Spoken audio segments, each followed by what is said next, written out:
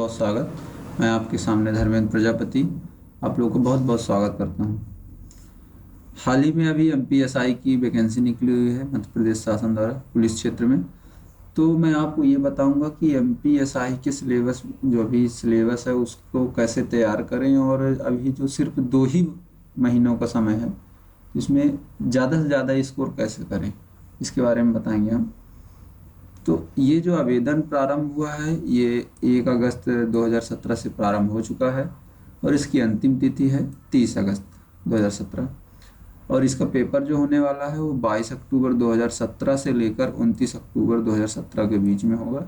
इस बीच में आपका किसी दिन भी एग्ज़ाम हो सकता है, आपको एडमिट कार्ड के अनुसार पता चलेगा। और इसका जो मोड होगा ऑनलाइन होगा, मतलब पेपर जो होगा इस बार अब पेपर पेन से नहीं होगा। इसका जो हमारा परीक्षा हो एग्जाम्स होगी वो ऑनलाइन होगी, कंप्यूटर मोड से होगा। इसमें जो कुल पद हैं वो 611 हैं, जो कि पिछले बार जो पद थे वो 800 थे। इस बार कुछ पद कम है क्योंकि इस बार सूबेदार की कोई भी वैकेंसी नहीं आई हुई है। देखते हैं हर क्षेत्र में कितनी कितनी वैकेंसी आई हैं। उप निरीक्षक जिला बल के लिए 415 वैकेंसी आई हैं, जिसमें से जनरल के लिए 208 है, ओबीसी के लिए 58 है और एससी के लिए 66 है और एसटी के लिए 83 है। उप निरीक्षक विशाख में 37 है, जिससे जनरल के लिए 20 है, ओबीसी के लिए कोई वैकेंसी नहीं है, एससी के लिए 5 है और एसटी के लिए 12 है। उप निरीक्षक क्यूडी के लिए 18 कुल वैकेंसी है, जिसमें से 7 जनरल, 3 ओबीसी, 4 एससी और 4 एसटी के लिए। उप निरीक्षक रेडियो के लिए 18 वैकेंसी, जिसमें भी हैं 6 जनरल के लिए, 2 ओबीसी के लिए, 6 एससी के लिए, 4 एसटी के लिए। उंगली चिन्ह के लिए है 1 वैकेंसी, केवल ये एससी के लिए है। उप निरीक्षक 20 बल के लिए 130 है, ये केवल पुरुषों के लिए है, इसमें से केवल पुरुष ही आवेदन कर सकते हैं 20 बल में। और ये है इसमें जनरल जो है 52 वैकेंसी है जनरल के लिए, 14 वैकेंसी ओबीसी के लिए, 16 हैं एससी के लिए और 21 हैं एसटी के लिए। आयुध में 19 हैं और जिसमें से 10 जनरल, 2 ओबीसी और 3 एससी, 4 एसटी के लिए। तो ये कुल पदों का विवरण है। कुल इस बार वैकेंसी जो है 611 हैं, तकनीकी और अतकनीकी दोनों के अनुसार। अब देखते हैं सिलेक्शन प्रोसीजर क्या है एमपीएसआई के लिए। तो इसमें 3 स्टेप में होगा। पहला रिटन टेस्ट होगा, उसके बाद इसमें फिजिकल टेस्ट होंगे और फिर उसके बाद इंटरव्यू होगा। देखते हैं रिटन टेस्ट में कैसा पैटर्न रहेगा। इसमें है 2 होंगे, या जो व्यक्ति तकनीकी पद के लिए आवेदन किए हुए हैं उनका पेपर 2 होंगे। उसके लिए पहला विज्ञान होगा और दूसरा है हिंदी, अंग्रेजी और सामान्य ज्ञान मिलाकर 200 अंक का रहेगा। तो तकनीकी वाले में विज्ञान के अंतर्गत आएगी गणित, भौतिकी और रसायन शास्त्र। यह 2 घंटे का समय रहेगा। इसमें अधिकतम अंक जो है वो 100 निर्धारित किया गया है। 100 अंक 2 घंटे। और विषय हैं गणित में, विज्ञान में गणित, भौतिकी और रसायन शास्त्र। ये केवल तकनीकी वालों के लिए है। अगर जो व्यक्ति तकनीकी भरा है और अतकनीकी भी है तो उसको दूसरा पेपर देना पड़ेगा। पेपर 2 दोनों के लिए है। हिंदी की दक्षता होनी चाहिए, अंग्रेजी में अच्छी खासा दक्षता होनी चाहिए और सामान्य ज्ञान होना चाहिए। हिंदी 70 नंबर की आएगी, अंग्रेजी 30 नंबर की और सामान्य ज्ञान जो है 100 नंबर का आएगा। कुल मिलाकर 200 नंबर के आएंगे। इसके बाद फिजिकल टेस्ट देखते हैं। फिजिकल में जो पुरुष के लिए हाइट है वो 168 सेंटीमीटर रहेगी और जो सीना रहेगा 81 सेंटीमीटर और फुलाने पर 5 सेंटीमीटर, अर्थात फुलाने पर उसका 86 सेंटीमीटर हो जाना चाहिए। जो फीमेल्स हैं, महिलाओं के लिए 158 सेंटीमीटर ऊंचाई होनी चाहिए। सीना का इनमें मापदंड नहीं है। इसके बाद दौड़ होगी, 800 मीटर की दौड़ होगी। पुरुषों को ये दौड़ 800 मीटर की दौड़ 2 मिनट 40 सेकंड में पूरी करनी है। इस दौड़ के लिए केवल 1 अवसर प्रदान किया जाएगा। महिलाओं के लिए 800 मीटर की दौड़ जो है 3 मिनट 30 सेकंड में पूरी करनी है। इनके लिए भी एक ही अवसर है। और जो भूतपूर्व सैनिक हैं उनके लिए 3 मिनट 15 सेकंड का समय दिया जाएगा और 1 अवसर के साथ ही इनका दौड़ समाप्त की जाएगी। इसके बाद है लंबी कूद। लंबी कूद जो है पुरुषों के लिए 13 फीट की लंबी कूदना है उनको और 3 अवसर मिलेंगे। महिलाओं की जो लंबी कूद है वो 10 फीट की लंबाई तक कूदना है और भूतपूर्व के लिए 10 फीट की। इन तीनों के लिए 3-3 अवसर मिल सकते हैं। अगर पहले ही बार में आप 13 फीट कूद जाते हो तो आप क्वालिफाई कर जाते हैं, लेकिन अगर नहीं कर पाते हैं तो आपको 3 मौके इसमें लंबी कूद में दिए जाएंगे।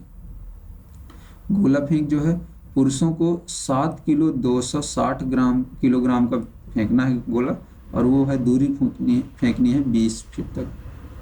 महिलाओं को 15 फीट तक फेंकनी है, इसका जो वजन रहेगा गोले का 400 किलोग्राम रहेगा। भूतपूर्व सैनिकों को गोला जो फेंकना है 15 फीट तक फेंकना है, इसका वजन रहेगा 7 किलो 260 किलोग्राम तक, और इन तीनों के लिए 3-3 अवसर प्रदान किए जाएंगे। देखते हैं लिखित परीक्षा का पाठ्यक्रम क्या है। तो इसमें जो व्यक्ति तकनीकी के लिए भरा, टेक्निकल पदों के लिए भरा है, उनको 2 प्रश्न पत्र दिए जाएंगे, 2 प्रश्न पत्र में बैठना पड़ेगा। और जो अतकनीकी के लिए, केवल अतकनीकी के लिए भरे हुए हैं, तो उनको प्रश्न पत्र 2-3 में बैठना पड़ेगा। तो देखते हैं प्रश्न पत्र प्रथम का। इसमें अधिकतम अंक 100 है और इसके लिए जो समय निर्धारित किया गया है वो 2 घंटे निर्धारित किया गया है।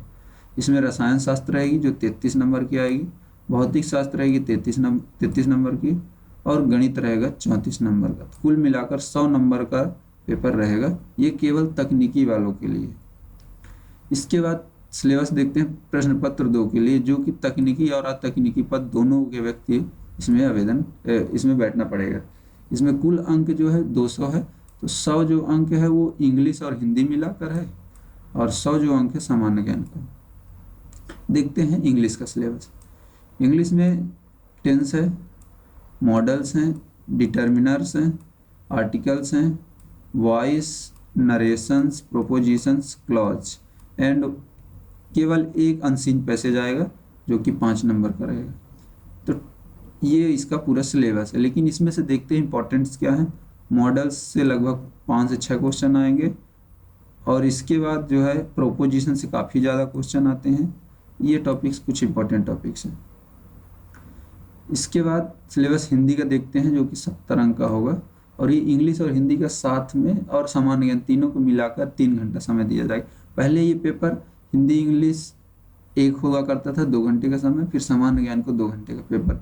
तो जो तकनीकी वाले हुआ करते थे 3 पेपर देते थे, और अतकनीकी वाले 2 पेपर दिया करते थे। लेकिन इस बार ऐसा थोड़ा बदलाव किया गया है कि हिंदी इंग्लिश और सामान्य ज्ञान का एक साथ पेपर लिया गया है, और उसके लिए समय दिया गया है 3 घंटे। तो जो हिंदी का सिलेबस है वो 12वीं स्तर तक आएगा, और इसके अंक निर्धारित किए गए हैं, 70 अंक निर्धारित किए गए हैं। इसमें है उपसर्ग, प्रत्यय, संधि समास, समुचित भिन्नार्थक शब्द, अनेकार्थी शब्द, विलोम शब्द, पर्यायवाची, वाक्यांश, भाव पल्लवन, भाव अशुद्धि संशोधन करना है, वाक्य परिवर्तन करना है, मुहावरे लोकोक्ति से क्वेश्चन आ सकते हैं।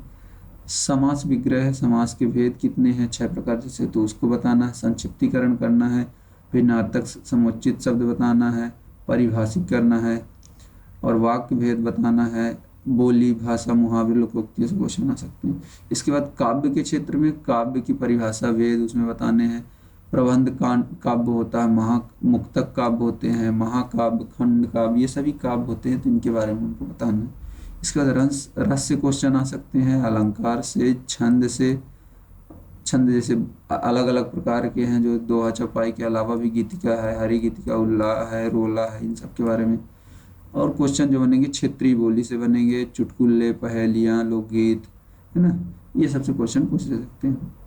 साथ ही मध्य प्रदेश से प्रकाशित होने वाले जो हिंदी अखबार में हिंदी भाषा में जो पत्र पत्रिकाओं की जानकारी है उससे आएगा, और अपठित पद्यांश आएगा, एक गद्यांश आएगा और एक पद्यांश आएगा, मतलब अर्थात एक कहानी की तरह रहेगा और एक कविता की तरह रहेगा, उसमें क्वेश्चन आधारित रहेंगे। इसके बाद सामान्य ज्ञान का सिलेबस देखते हैं। तकनीकी एवं अतकनीकी पद हेतु दोनों के लिए है ये सामान्य ज्ञान।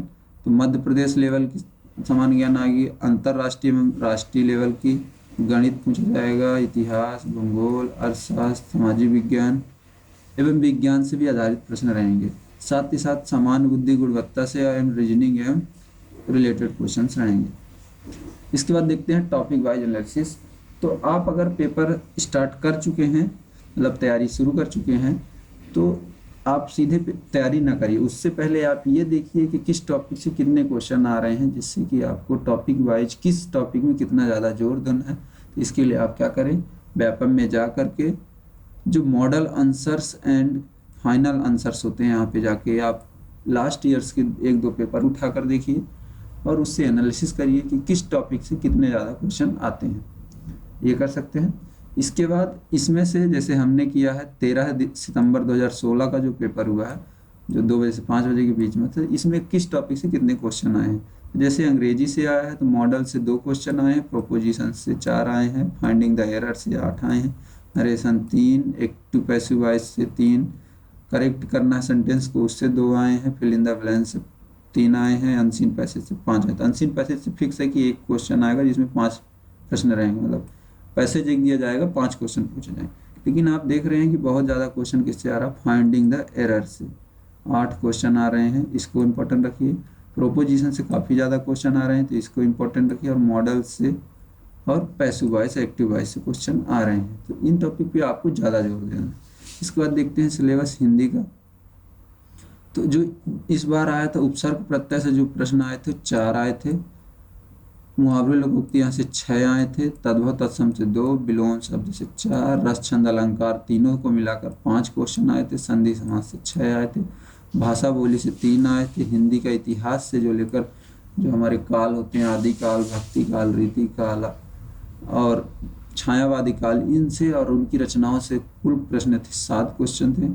वर्तनी करनी थी, उसको शुद्ध करना था, उससे 3 क्वेश्चन थे। पहेलियाँ 2 पूछी गई थी, खाली स्थान 2 थे, और अनेकार्थी शब्दों में अनेकार्थ शब्द ही बताना था, उसके समुच्चय वाच्य से क्वेश्चन आए थे, वर्णमाला से 2 आए थे, गद्यांश पद्यांश से 5-5 प्रश्न आए थे, वाक्यांश से 5 आए थे, और अंग्रेजी शब्दों का हिंदी मतलब बताने के लिए 2 क्वेश्चन पूछे गए थे, और कुल ये था 70 नंबर। तो आप देख सकते हैं इन सभी में से जैसे हिंदी का इतिहास जो है इससे क्वेश्चन 7 आ रहे हैं, ये काफ़ी इंपॉर्टेंट टॉपिक। मुहावरे लोकोक्तियों से 4 आ रहे हैं, उपसर्ग प्रत्यय से 4 आ रहे हैं, तो इन टॉपिकों पर ज़्यादा जोर डाल सकते हैं। जैसे इधर वाक्यांश से 5 आ रहे हैं, अनसीन पैसेज से तो गद्यांश और पद्यांश से हमेशा ही 5-5 प्रश्न आएंगे, तो इन टॉपिकों को थोड़ा ज़्यादा से कर सकते हैं। जैसे संधि समास से 6 क्वेश्चन आ रहे हैं, रस छंद से 5 आ रहे हैं, सभी टॉपिक इंपॉर्टेंट है, लेकिन इन टॉपिकों पे थोड़ा ज़्यादा जोर दीजिए जिससे कि इजली से आपका पेपर क्वालिफाई हो जाए। इसके बाद सामान्य ज्ञान जो उसमें पेपर हुआ था, तो उसमें भूगोल से कुल 12 प्रश्न थे, इतिहास के 3 थे, नागरिक शास्त्र के 2 थे, अर्थशास्त्र के 1 थे, और मध्य प्रदेश से 7 थे। इसके अलावा जो विज्ञान था उसमें से 6 भौतिक शास्त्र से, 3 रसायन शास्त्र से और 4 जीव विज्ञान शास्त्र से था, और कुल करेंगे तो कुल विज्ञान से क्वेश्चन आए थे 13 क्वेश्चन आए थे, ये भी काफ़ी इंपॉर्टेंट है। विविध से आए थे 11 क्वेश्चन, खेल से आए थे 5, समसामयिक करंट अफेयर्स से 6 क्वेश्चन थे, और गणित और रीजनिंग, गणित से आए थे 21 प्रश्न और रीजनिंग से 17 प्रश्न आए थे, तो ये भी काफ़ी इंपॉर्टेंट था, और ये कुल मिलाकर 100 थे। तो आप देख रहे हैं कि किस सब्जेक्ट में कितने ज़्यादा क्वेश्चन आ रहे हैं ना।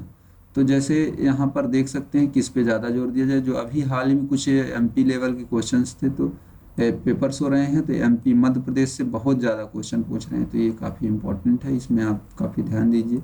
हाल ही में वन रक्षक का पेपर हुआ है और पुलिस के भी होने वाला, तो उसमें भी ऐसा एक्सपेक्ट किया जा रहा है कि एमपी से काफ़ी ज़्यादा क्वेश्चन आ रहे हैं। तो आप लोगों से अनुरोध है कि एमपी को जो भी एमपी जिले वाइज पढ़ें उसके, और जिले में कौन से कहाँ स्थान क्या है, इससे क्वेश्चन काफ़ी ज़्यादा आते हैं। भूगोल को मजबूत करके रखिए, इतिहास से मजबूत करके रखिए। विविध जो है लूसेंट में जो लास्ट में दिया गया उसको तैयार करके रखिए, क्योंकि वहाँ से क्वेश्चन देख रहे हैं कि 11 क्वेश्चन पूछे गए।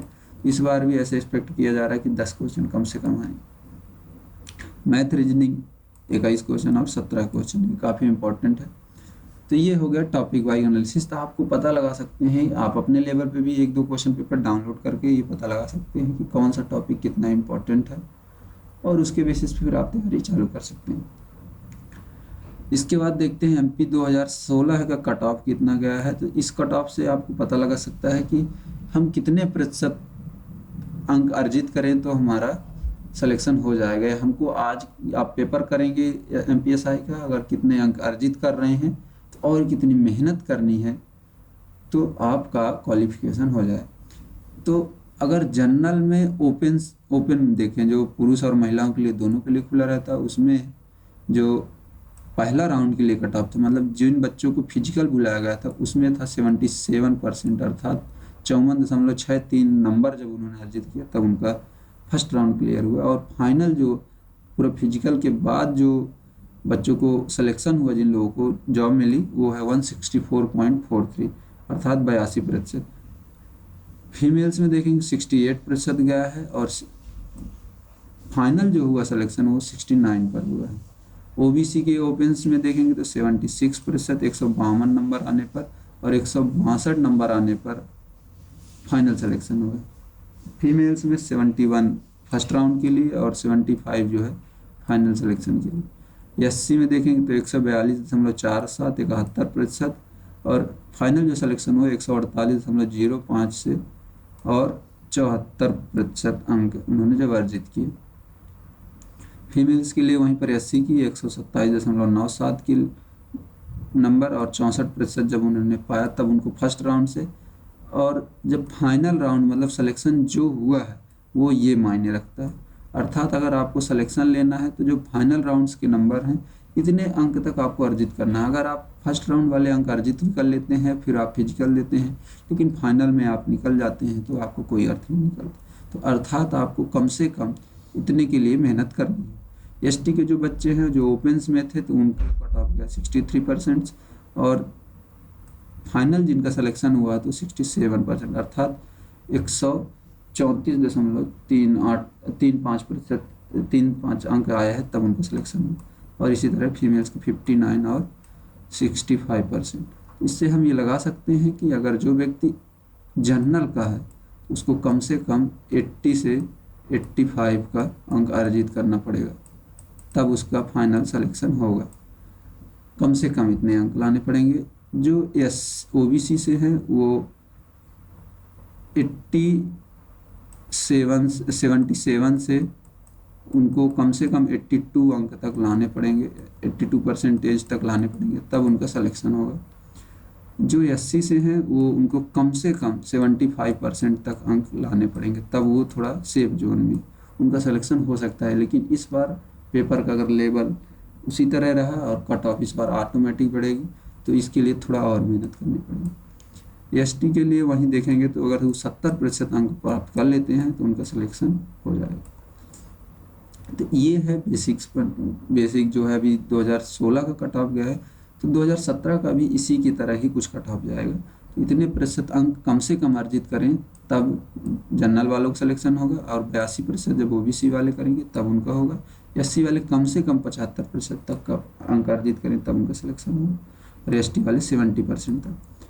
इसके बाद देखते हैं कि कुछ बुक सोर्स हैं जो आप पढ़ने के लिए ये बुक्स यूज कर सकते हैं, जो इस क्षेत्र में काफ़ी अच्छी होती हैं। तो जो व्यक्ति हिंदी पढ़ने के लिए है उनके लिए है सामान्य हिंदी की एक, और सामान्य व्याकरण हिंदी लूसेंट आया करती है, उससे आप तैयारी कर सकते हैं। भूगोल के लिए सामान्य ज्ञान लूसेंट है, काफ़ी अच्छी बुक है, इससे करें। या फिर जो भी टॉपिक्स आपको डाउट में हो तो उसके लिए विभिन्न लोग वीडियोज डालते हैं, उससे आप हेल्प ले सकते हैं। इतिहास के लिए लूसेंट है, काफ़ी अच्छी, अरिहंत है, और यूट्यूब वीडियोज भी देखें। नागरिक शास्त्र के लिए लूसेंट, अरिहंत और यूट्यूब वीडियोज देखें। अर्थशास्त्र में भी लूसेंट काफ़ी अच्छी बुक है, अरिहंत से भी आप पढ़ सकते हैं और यूट्यूब वीडियो देखें। मध्य प्रदेश में अरिहंत का पब्लिकेशन आओ जाने मध्य प्रदेश करके एक पुस्तक है, वो उसमें काफ़ी अच्छा दिया, जिला वाइज भी दिया है, और जो करंट अफेयर से अभी जो रिलेटेड है उससे भी रिलेटेड क्वेश्चंस हैं। और इसके लिए आप जो करंट अफेयर है एमपी का, उसके लिए यूट्यूब में जाकर आप देख सकते हैं, जो नए नए कुछ चैनल्स होते हैं उससे आप जानकर। विविध के लिए लूसेंट के कुछ लास्ट पेजों में काफ़ी अच्छे विविध दे रहते हैं, उसको पूरा याद करें, वहाँ से क्वेश्चन आ सकते हैं। समसामयिक के लिए परीक्षा मंथन, पत्रिकाओं में रोजगार पत्रिका पढ़ें हर सप्ताह की, टारगेट टाइम्स हर महीने की पढ़ें, और यूट्यूब वीडियोज देखें, तो जो करंट अफेयर्स होगा उससे आपको क्लियर हो जाएंगे। गणित के लिए RS अग्रवाल सॉल्व करें, रसायन शास्त्र के लिए परीक्षा वाणी, भौतिक शास्त्र के लिए परीक्षा वाणी, और जीव विज्ञान के लिए परीक्षा वाणी, और रीजनिंग के लिए CSET, और अंग्रेजी के लिए लूसेंट काफ़ी अच्छी बुक है, उसके लिए आप पढ़ सकते हैं।